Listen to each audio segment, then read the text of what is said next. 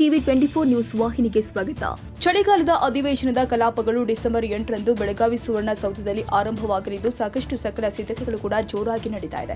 ಇನ್ನು ಇಂದು ಬೆಳಗಾವಿ ಜಿಲ್ಲೆಯ ಕೆಡಿಪಿ ಸಭೆ ನಂತರ ನಮ್ಮ ನ್ಯೂಸ್ ಸಮೂಹದ ರಾಜ್ಯ ಉಪಸಂಪಾದಕ ಬಸವರಾಜ್ ನಡೆಸಿದ ಸಂವಾದದಲ್ಲಿ ಮಾತನಾಡಿದ ವಿಧಾನ ಪರಿಷತ್ ಸದಸ್ಯರು ಆದ ನಾಗರಾಜ್ ಯಾದವ್ ವಿವಿಧ ಪ್ರಶ್ನೆಗಳಿಗೆ ಉತ್ತರಿಸಿ ವಿಧಾನ ಪರಿಷತ್ತಿನ ಹಾಲಿ ಸಭಾಪತಿಗಳು ಆದ ಬಸವರಾಜ್ ಹೊರಟ್ಟಿ ಕಾರ್ಯವೈಖರಿ ಬಗ್ಗೆ ತೀವ್ರ ವಾಗ್ದಾಳಿ ಮಾಡಿದ್ದಾರೆ. ಸಾಕಷ್ಟು ಚರ್ಚೆ ಆಗ್ತಾ ಇರತಕ್ಕಂಥದ್ದು ಮತ್ತೆ ಉತ್ತರ ಕರ್ನಾಟಕದಲ್ಲಿ ವಿಶೇಷವಾಗಿ ಅಧಿವೇಶನ ಬೇರೆ ಬರ್ತಾ ಇರತಕ್ಕಂಥದ್ದು. ಇವತ್ತು ಕೆಡಿಪಿ ಸಭೆ ನಡೆದಿರ್ತಕ್ಕಂಥದ್ದು. ಈ ಬಗ್ಗೆ ಸ್ವತಃ MLC ಅವರಾಗಿರ್ತಕ್ಕಂಥ ನಾಗರಾಜ್ ಯಾದವ್ ಅವರು ಈ ಒಂದು ಪ್ರಚಲಿತ ವಿಧಾನಗಳ ಬಗ್ಗೆ ಏನ್ ಹೇಳ್ತಾರೆ ಸರ್? ನಮಸ್ತೆ.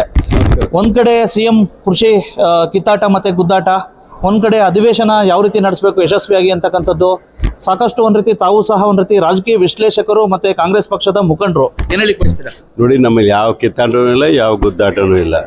ಅದು ಯಾರು ಹುಟ್ಟಾಕಿದ್ರು ನನಗಂತೂ ಅರ್ಥ ಆಗಲಿಲ್ಲ. ಇವತ್ತು ಬೆಳಗ್ಗೆ ಕೂಡ ಮುಖ್ಯಮಂತ್ರಿಗಳು ಅವರೆಲ್ಲ ಒಟ್ಟೊಟ್ಟಿಗೆ ಕೂತ್ಕೊಂಡು ಸಭೆ ಮಾಡಿಕೊಂಡು ನಾಷ್ಟ ಮಾಡಿಕೊಂಡು ಚೆನ್ನಾಗಿಲ್ಲೇನು? ನನಗೆ ಅರ್ಥ ಆಗ್ತಾಯಿಲ್ಲ. ಈ BJP ಅವರು ಎಲ್ಲ ಹುಟ್ಟಾಕ್ತಾ ಇರೋಂಗೆ ಕಾಣ್ತದೆ. ಬೊಮ್ಮಾಯಿ ಅವರೇನೋ 3ನೇವ್ರು ಆಗ್ಬಿಡ್ತಾರಂತೆ. ಅವ್ರು ಯಾವಾಗ ಭವಿಷ್ಯ ಹೇಳಕ್ಕೆ ಸ್ಟಾರ್ಟ್ ಮಾಡಿದ್ರು ಅಂತ ಅರ್ಥ ಆಗಲಿಲ್ಲಪ್ಪ. ಯಾವಾಗ ಅಸ್ಟ್ರಾಲಜರ್ ಅಂತ ಅರ್ಥ ಆಗಲಿಲ್ಲ. ಮುಖ್ಯಮಂತ್ರಿಯಾಗಿ ಏನು ಅನುಭವ ಪಡ್ಕೊಂಡಿದ್ದಾರೆ ಅಂತಂದ್ರು ಭವಿಷ್ಯ ಹೇಳಕ್ಕೆ ಸ್ಟಾರ್ಟ್ ಮಾಡಿರ್ತಕ್ಕಂಥ ನೋಡೋದು ನನಗೆ ಆಶ್ಚರ್ಯ ಆಗ್ತದೆ. ನಮ್ಮ ಪಕ್ಷದಲ್ಲಿ ಯಾವುದೇ ರೀತಿಯಾದಂಥ ಗೊಂದಲಗಳಿಲ್ಲ. ನಮ್ಮಲ್ಲಿ ಎಲ್ಲರೂ ಒಟ್ಟಾಗಿ ಒಗ್ಗಟ್ಟಾಗಿ ಅಣ್ಣ ತಮ್ಮಂದರ ಕೆಲಸ ಮಾಡ್ತಾ ಇದ್ದೇವೆ. ನಮ್ಮಲ್ಲಿರ್ತಕ್ಕಂಥ ಪ್ರಮುಖವಾಗಿರ್ತಕ್ಕಂಥ ಆದ್ಯತೆ ಅಂದರೆ ಮುಂದಿನ ಬರ್ತಕ್ಕಂಥ ಸೆಷನಲ್ಲಿ ಉತ್ತರ ಕರ್ನಾಟಕದ ಅಭಿವೃದ್ಧಿ ವಿಚಾರಗಳಲ್ಲಿ ನಾವು ಮಾಡಿರೋ ಕೆಲಸಗಳನ್ನು ಜನಗಳಿಗೆ ತಿಳಿಸ್ತಕ್ಕಂಥ ಕೆಲಸವನ್ನು ಮಾಡ್ತೇವೆ. ರಾಜ್ಯದಲ್ಲಿ ಉತ್ತಮವಾದ ಆಡಳಿತವನ್ನು ಕೊಟ್ಟಿದ್ದೇವೆ. ಡಿಪ್ಟಿ CM ಮತ್ತು CM ಅವರು ಒಟ್ಟೊಟ್ಟಾಗಿ ಸೋದರರಂತೆ ಕೆಲಸ ಮಾಡಿದ್ದೇವೆ. ಸಮಸ್ಯೆಗಳಿಲ್ಲ. BJP ಅವರಿಗೆ ಯಾವುದೇ ಅಂತ ವಿಷಯಗಳು ಇಲ್ಲದೆ ಕಾರಣಕ್ಕೋಸ್ಕರ ಈ ರೀತಿ ಭವಿಷ್ಯ ನುಡಿಲಿಕ್ಕೆ ಹೊರಟಿದ್ದಾರೆ. ಈಗ ಅಧಿವೇಶನದಲ್ಲಿ ವಿಶೇಷವಾಗಿ ಒಂದ್ ಕಡೆ ಹೇಳಿದ ಸರ್ BJP ಮುಖಂಡರುಗಳೆಲ್ಲ ನಿಮ್ಮ ಎಲ್ಲ ಈ ಕುರ್ಚಿ ಕಿತ್ತಾಟ ಎಲ್ಲ ಮುಗಿಸ್ಕೊಬಿಟ್ಟು ಬರ್ರಿ, ಯಶಸ್ವಿಯಾಗಿ ನಡೀಲಿ ಅಂತ ಹೇಳ್ಬಿಟ್ಟು ಒಂದು ಸಲಹೆ ಕೊಟ್ಟಿದ್ದಾರೆ. ಮೊದಲು ಅವ್ರ ಮನೇನ ಸರಿ ಮಾಡ್ಕೊಳ್ಳಿಕ್ಕೆ ಕೇಳಿ. ಅವರೇ ಹಂಗಾಮಿ ಅಧ್ಯಕ್ಷರಿದ್ದಾರೆ ಅವ್ರ ಪಾರ್ಟಿಗೆ. ರೆಗ್ಯುಲರೈಸ್ ಮಾಡ್ಕೊಂಡು ಬರ್ಲಿಕ್ಕೆ ಹೇಳಿ. ಮೊದಲು 100% ಹೇಳ್ತಾ ಇದ್ದೀನಿ ಕೇಳಿ. BJP 3 ಮನೆ, BJP ಮನೆ 3 ಬಾಗಿಲಾಗಿರ್ತಕ್ಕಂಥದ್ದು. BJPಯಲ್ಲಿ ಯಾರು ಅವರ ಮುಖ್ಯಮಂತ್ರಿ ಕಂಡಿಂದ ಅನೌನ್ಸ್ ಮಾಡ್ಲಿಕ್ಕೆ ಹೇಳಿ ನೋಡೋಣ. ಇವತ್ತು ನೋಡೋಣ. ಸುಮ್ಮನೆ 108 ಮಾತಾಡ್ತಾರೆ. ಅಲ್ಲಿರ್ತಕ್ಕಂಥ ಯಾವ ನಾಯಕರಲ್ಲೂ ಕೂಡ ಒಗ್ಗಟ್ಟಿಲ್ಲ. ಅವ್ರು ಮಾಡಿದ ಅನಾಚಾರಗಳಿಂದ ನಾವು 2.5 ವರ್ಷದಿಂದ ಸರಿ ಮಾಡಿಸ್ಕೊಳ್ಳೋಕ್ಕೆ ಇಷ್ಟು ಟೈಮ್ ಆಗಿರ್ತಕ್ಕಂಥದ್ದು. ನಾವು ಕೊಟ್ಟ ಮಾತಿಂದ ನಡ್ಕೊಂಡು ಬಂದಿರತಕ್ಕಂಥ ಯಾವುದೋ ಸರ್ಕಾರ ಇದೆ, ಕಾಂಗ್ರೆಸ್ಸಿನ ಸರ್ಕಾರ. ಅದನ್ನು ಸಹಿಸ್ಕೊಳ್ಳೋಕ್ಕಾಗ್ದಿರ ಇವತ್ತಿನ ದಿವಸ BJP ಅವರು ಇಲ್ಲ ಸಲ್ಲದ ಆರೋಪಗಳನ್ನು ಮಾಡ್ತಾರೆ. ಅವ್ರಿಗೇನಾದಿದ್ದರೆ ವಿಷಯಗಳನ್ನು ರಚನಾತ್ಮಕವಾಗಿ ವಿಧಾನಸಭೆಯಲ್ಲಿ ವಿಧಾನ ಪರಿಷತ್ತಲ್ಲಿ ಪ್ರಸ್ತಾವ ಮಾಡಲಿಕ್ಕೆ ಹೇಳಿ. ಅಂಕಿಅಂಶಗಳನ್ನು ಇಟ್ಕೊಂಡು ದಾಖಲೆಯನ್ನು ಇಟ್ಕೊಂಡು ಪ್ರೂವ್ ಮಾಡಲಿಕ್ಕೆ ಹೇಳಿ. ನಾವು 4 ಲಕ್ಷಕ್ಕಿಂತ ಹೆಚ್ಚು ದೊಡ್ಡ ಬಡ್ಜೆಟನ್ನು ಕೊಟ್ಟಿರ್ತಕ್ಕಂಥ ಸಿದ್ದರಾಮಯ್ಯನವರು ಮತ್ತು ಎಲ್ಲ ಇಲಾಖೆ ಸಚಿವರು ಕೊಟ್ಟ ಕಾರ್ಯಕ್ರಮಗಳನ್ನು ಅನುಷ್ಠಾನ ಮಾಡಿದ್ದೀವಿ ಇಲ್ಲ ಅಂತ ಕೇಳಿ ಅವ್ರನ್ನ. ಅದು ಬಿಟ್ಟುಬಿಟ್ಟು ಕೇಂದ್ರ ಸರ್ಕಾರವು ಅವೈಜ್ಞಾನಿಕವಾಗಿರ್ತಕ್ಕಂಥ ರೀತಿಯಲ್ಲಿ ಕಬ್ಬು ಬೆಳೆಗಾರರಿಗೆ ಅವ್ರಿಗೆಲ್ಲರೂ ಕೂಡ ಮೋಸ ಮಾಡಿರ್ತಕ್ಕಂಥ ಇದ್ರೆ ಕೇಂದ್ರ ಸರ್ಕಾರದವರು. ಅದನ್ನು ಬಿಟ್ಟುಬಿಟ್ಟು ಅವ್ರ ತಪ್ಪನ್ನು ಮುಚ್ಚಾಕೊಳ್ಳಿ ನಮ್ಮ ಮೇಲೆ ಯಾಕೆ ಹೇಳ್ತಾರೆ ಅವರು? ಮುಖ್ಯಮಂತ್ರಿಯವರು ವಿಶೇಷವಾಗಿ ಸಿದ್ದರಾಮಯ್ಯ ಸಾಹೇಬರು ದೇವರಾಜ ಅರಸು ಅವರ ದಾಖಲೆ ಮುರಿತಾರೆ ಸರ್. ಯಾಕೆ ನೋಡಿ, ಒಂದು ದಾಖಲೆ ಇದ್ರೆ ಅದನ್ನ ಮುರಿಯತಕ್ಕಂಥ ಛಲ ಇರ್ತಕ್ಕಂಥವ್ರು ಇನ್ನೂ ಉಟ್ಕೊಂಡಿರ್ತಾರೆ. ಅವರ ಅವಧಿ ಒಂದು ನಿಮಿಷ. ಈಗ ಅವ್ರ ಅಧಿಕಾರ, ಅವರ ದೇವರಾಜ ಅರಸರ ಅಧಿಕಾರವನ್ನು ಮೀರಿ ಕೆಲಸ ಮಾಡಬಾರ್ದು ಅಂತೇನಿಲ್ಲ, ಮಾಡ್ತಾರೆ. ಅದು ಅಧಿಕಾರ ಮುರಿಬೇಕು ಅನ್ನೋ ಕಾರಣಕ್ಕೋಸ್ಕರ ಮುಖ್ಯಮಂತ್ರಿ ಆಗಿಲ್ಲ. ಅವರಲ್ಲಿ ಯಾವಾಗಲೂ ಹೈಕಮಾಂಡ್ ಅವ್ರು ಹೇಳಿದ್ದಾರೋ ಅವತ್ತಿನವ್ರಿಗೂ ಇರ್ತಾರೆ, ಕೆಲಸ ಮಾಡ್ತಾರೆ. ಅದರಲ್ಲಿ ಆಡಳಿತ ಅವಧಿಯಲ್ಲಿ ಬರ್ತಕ್ಕಂಥ ರೆಕಾರ್ಡ್ಗಳು ಹೋಗ್ತವೆ ಅಂದರೆ ಹೋಗ್ತವೆ. ಹೊಸ ರೆಕಾರ್ಡ್ಗಳು ನಿರ್ಮಾಣ ಆಗೇ ಆಗ್ತವೆ. ಈಗ ತಾವು ಬೆಳಗಾವಿ ಜಿಲ್ಲೆಗೆ ಬಂದಮೇಲೆ ವಿಶೇಷವಾಗಿ KDP ಸಭೆಯಲ್ಲಿ ಎಲ್ಲ ಒಂದು ಕಡೆ ಅಧಿಕಾರಿಗಳ ಒಂದು ರೀತಿ ಚಾರ್ಜ್ ಮಾಡ್ತಾ ಇದ್ದೀರಾ. ಎಲ್ಲ ಒಂದು ಕಡೆ ವಿಶೇಷವಾಗಿ ಯಾವ ರೀತಿ ಅನ್ಸುತ್ತೆ ಸರ್?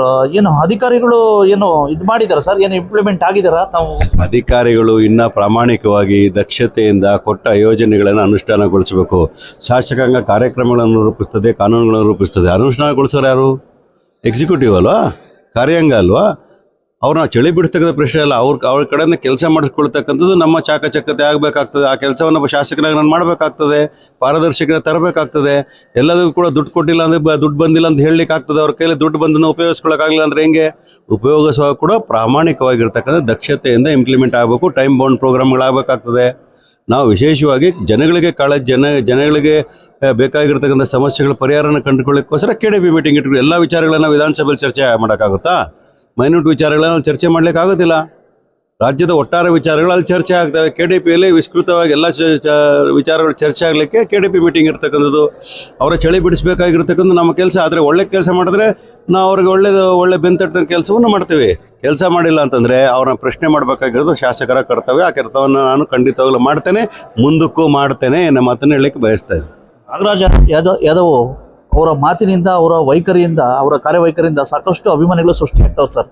ಇಂಥ ಸಂದರ್ಭದಲ್ಲಿ ನಾಗರಾಜ್ ಯಾದವ್ ಅವರು ವಿಧಾನಸಭೆಗೆ ಬರಬೇಕು ಅಂತ ಹೇಳ್ಬಿಟ್ಟು ಒಂದು ಒತ್ತಾಸೆ ಇದೆ, ಒಂದು ಕಡೆ ಮಂತ್ರಿ ಆಗಬೇಕು ಅಂತ ಒತ್ತಾಸೆ ಇದೆ. ಇಂಥ ಸಂದರ್ಭದಲ್ಲಿ ಯಾವ್ದಾದ್ರು ಕ್ಷೇತ್ರ ಹುಡುಕೊಂಡಿದ್ದೀರಾ ಸರ್? ನಾನು ಹುಡುಕೊಳ್ಳೋ ಪ್ರಶ್ನೆ, ನಾನು ಯಾವ ಅಧಿಕಾರನೂ ಕೇಳಿ ಪಡ್ಕೊಂಡನಲ್ಲ. ನೋಡಿ ನಾನು ಹೇಳ್ತೀನಿ, ಅದು ಕೂಡ ಒಂದು MLA ಒಂದು ಅಧಿಕಾರ ತಾನೆ.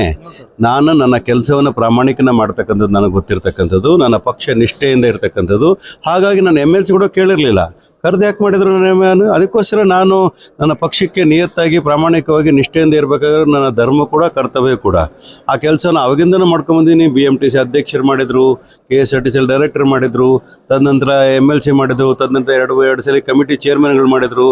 ಎಲ್ಲವನ್ನೂ ಸರ್ಕಾರ ಯಾಕೆ ಕೊಡ್ತದೆ, ಪಕ್ಷ ಯಾಕೆ ಕೊಡ್ತದೆ ಅಂತಂದರೆ ನಮ್ಮ ಪ್ರಾಮಾಣಿಕತೆಯಿಂದ ಮತ್ತು ದಕ್ಷತೆಯಿಂದ, ಪಕ್ಷ ನಿಷ್ಠೆಯಿಂದ ಕೆಲಸ ಮಾಡಿದ್ರೆ ಮಾತ್ರ ಇದೆಲ್ಲ ದೊರಕಲಿಕ್ಕೆ ಸಾಧ್ಯ.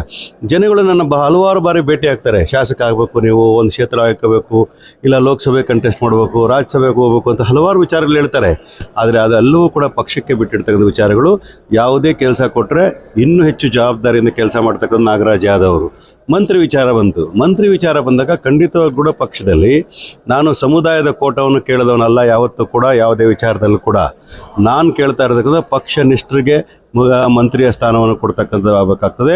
ಯಾರು ಯೋಗ್ಯತೆ ಅರ್ಹತೆ ಇದೆಯೋ ಅಂಥವ್ರಿಗೆ ಕೊಡ್ತಕ್ಕಂಥ ಕೆಲಸ ಆಗಬೇಕಾಗ್ತದೆ. ಆದರೆ BJPಯಿಂದ ಬಂದಂಥ ಕೆಲವರು ಜನಗಳಿಗೆ ಮಣೆ ಹಾಕ್ತಕ್ಕಂಥದಕ್ಕೆ ನಾನು ವಿರೋಧ ಇರ್ತದೆ. ಮಂತ್ರಿಮಂಡಲ ಮಾಡಬೇಕಾದ್ರೆ ಪಕ್ಷ ನಿಷ್ಠೆ ಇರ್ತಕ್ಕಂಥವ್ರು, ಪಕ್ಷದ ದುಡ್ಕೊಂಡ್ಬಂದಿರ್ತಕ್ಕಂಥವ್ರು, ಪಕ್ಷದ ಐಡಿಯಾಲಜಿಯಲ್ಲಿ ನಂಬಿಕೆ ಇಟ್ಕೊಂಡಿರ್ತಕ್ಕಂಥದ್ದು, ಅದಕ್ಕೆ ಪ್ರಾಮುಖ್ಯತೆ ಕೊಟ್ಟು ಮಂತ್ರಿಮಂಡಲದಲ್ಲಿ ಅವಕಾಶ ಕೊಡಬೇಕಾಗ್ತದೆ. ಅದು ಮೊದಲನೇ ಬಾರಿ ಆಗಿರ್ತಕ್ಕಂಥವ್ರು ಇರ್ಬೋದು, 4ನೇ ಬಾರಿ ಆಗಿರ್ತಕ್ಕಂಥವ್ರು. ಆದರೆ ಆ ಮಂಡಲದಲ್ಲಿ ಪಕ್ಷದ ಐಡಿಯಾಲಜಿಗೆ ಅನುಗುಣವಾಗಿ ಕೊಟ್ಟ ಮಾತಿನ ಇಂಪ್ಲಿಮೆಂಟ್ ಮಾಡ್ತಕ್ಕಂಥ ರೀತಿಯಲ್ಲಿ ಕೆಲಸ ಮಾಡ್ತಕ್ಕಂಥ, ಪಾರದರ್ಶಕ ಇರತಕ್ಕಂಥ, ಭ್ರಷ್ಟಾಚಾರ ರಹಿತವಾಗಿರ್ತಕ್ಕಂಥ ಅಧಿಕಾರವನ್ನು ನಡೆಸಲಿಕ್ಕೆ ನನ್ನ ಕೈಯಲ್ಲಿ ತಾಕತ್ತಿದೆ. ಕೋಡಿಯನ್ನು ಮನವರಿಕೆ ಮಾಡ್ತೇನೆ. ಹಾಗಾಗಿ ಅವಕಾಶ ಕೊಟ್ಟಿದ್ದೆ. ಆದರೆ ಖಂಡಿತವಾಗ್ಲೂ ಕೂಡ ಒಂದು ಉತ್ತಮವಾದ ಸಚಿವನಾಗಿ ಕೆಲಸ ಮಾಡ್ತೇನೆ. ನೀವು ಆಕಾಂಕ್ಷೆ? ಖಂಡಿತವಾಗ್ಲೂ ಆಕಾಂಕ್ಷೆ ಇದ್ದೇನೆ. ಯಾರು ರಾಜಕಾರಣದಲ್ಲಿ ಸನ್ಯಾಸಿಗಳಲ್ಲ. ಯಾವುದೇ ಜವಾಬ್ದಾರಿ ಕೊಟ್ಟರೆ ನಾಗರಾಜ್ ಯಾದವ್ ಮಾಡಲಿಕ್ಕೆ ತಯಾರಿದ್ದಾನೆ. ವಿಧಾನ ಪರಿಷತ್ ಸಭಾಪತಿಗೆ ಸಂಬಂಧಿಸಿದಂತೆ ಎಲ್ಲ ಒಂದು ಕಡೆ ಸಭಾಪತಿಗಳು ಸಾಕಷ್ಟು ಒಂದು ರೀತಿ ಬಹುಮತ ಇಲ್ಲ ಅಂತ ಹೇಳ್ಬಿಟ್ಟು ಅವ್ರನ್ನ ಇದು ಮಾಡಬೇಕು ಅಂತ ಹೇಳ್ಬಿಟ್ಟು ಇದು ಮಾಡ್ತಾವ್ರೆ. ಇಂಥ ಸಂದರ್ಭದಲ್ಲಿ ಈ ಬಾರಿ ವಿಧಾನ ಪರಿಷತ್ ಇದರಲ್ಲಿ ಅವ್ರನ್ನೇ ಏನೋ ಇದು ಮಾಡ್ತೀರಾ ಸರ್? ನೋಡಿ, ಸಭಾಪತಿಗಳು ಮೊನ್ನೆ ಹುಬ್ಳಿಯಲ್ಲಿ ಒಂದು ಮಾತು ಹೇಳಿದ್ದಾರೆ.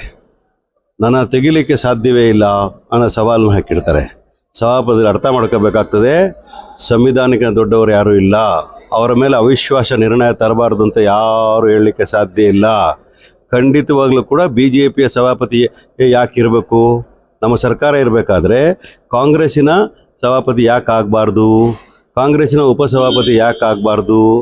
ನಮ್ಮಲ್ಲಿರ್ತಕ್ಕಂಥ 2 ವಿಧಾನ ಪರಿಷತ್ ಸದಸ್ಯರಿಗೆ ಆ ಅವಕಾಶಗಳನ್ನು ಯಾಕೆ ಕಲ್ಪಿಸಿಕೊಡಬಾರ್ದು? ಇವೆಲ್ಲವೂ ಕೂಡ ಬಹಳ ಪ್ರಮುಖ ಆಗ್ತದೆ.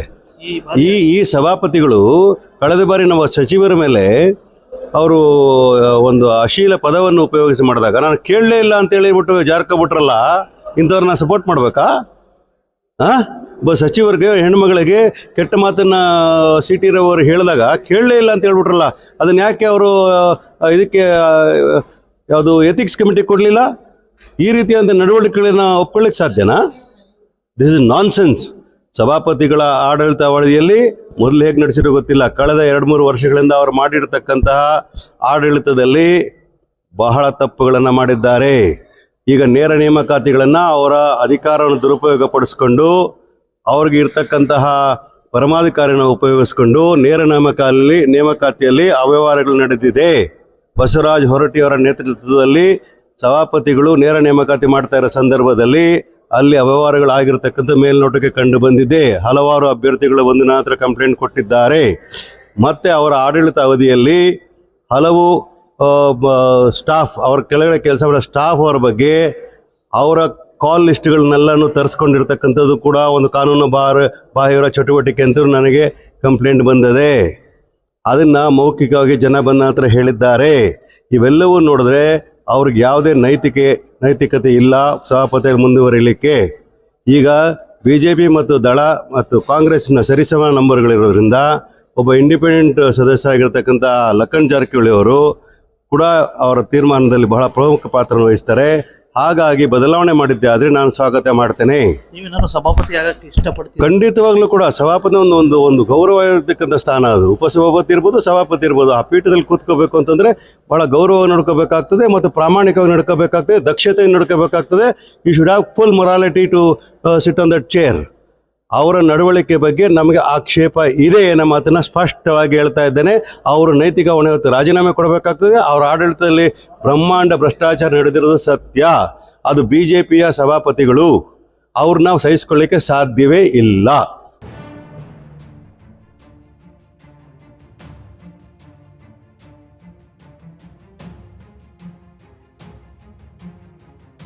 ಕನ್ನಡಿಗರ ಮೆಚ್ಚಿನ ನಿಮ್ಮ ಟಿವಿ 24 ಕನ್ನಡ ನ್ಯೂಸ್ ವಾಹಿನಿ ಇದೀಗ ಟಿವಿಯಲ್ಲಿ ಲಭ್ಯ.